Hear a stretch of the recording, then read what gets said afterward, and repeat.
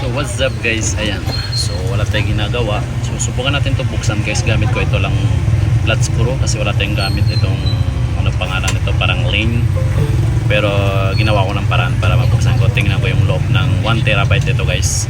Ito ay 1TB, ginagamit ko sa CCTV ko, so wala na kasi siyang function, so pinalitan ko na ng 500 TB. So ito ay check ko anong loob niya kasi syempre para hindi tayo ma-ignore.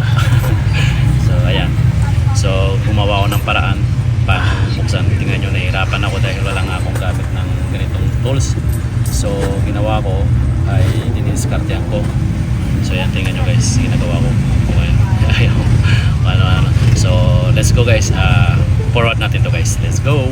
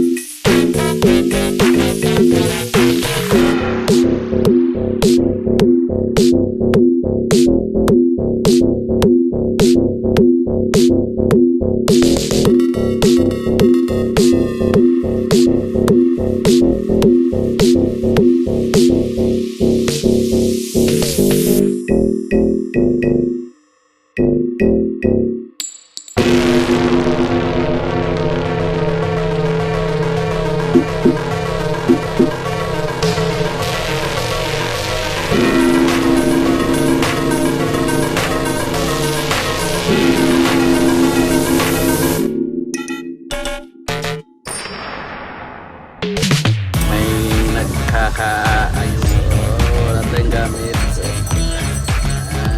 Prinsesa mo. Ito pa lang sa loob niya. 1TB, ito yung terabyte sa loob.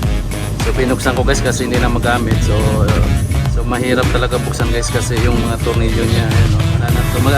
Sa YouTube guys nakikita. So wala akong gamit. Ito importante ito. Mahirap tanggalin. So yung guys, at least nakita natin anong loob ng pan. Ayan.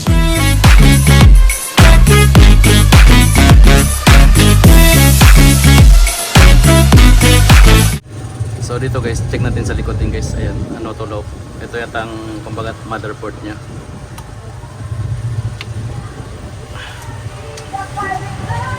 Buti malambot dito guys, oh. Buti malambot dito guys. Ayan guys.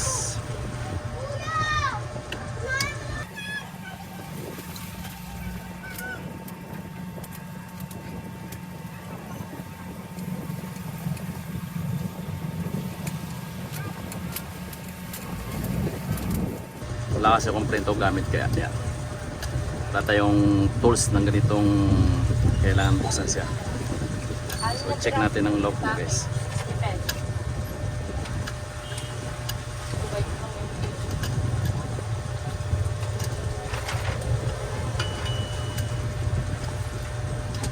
Yung pinalitan ko yung wifi ko, itong terabyte, may gumana siya. So ibig sabihin ito talagang sira na.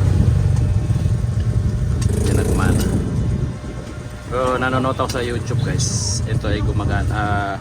May ginagawa sila dito guys para gumana ulit.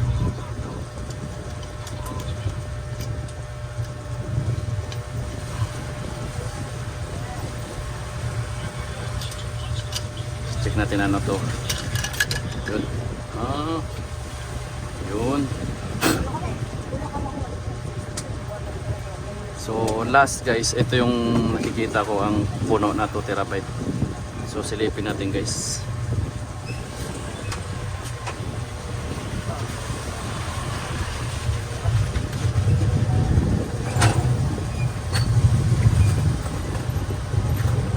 So ito ang kailangan linisan para gumana ulit. So kaya lang binuksan ko na ito na. So abangan natin guys, ayusin ko to kapag nandito yung Microsoft natin. So pupuksan ko to at linisan. Ito ang kumbaga ang dinadala na ito yung kanya guys na terabyte. Ayan. So ayan, abangan natin guys.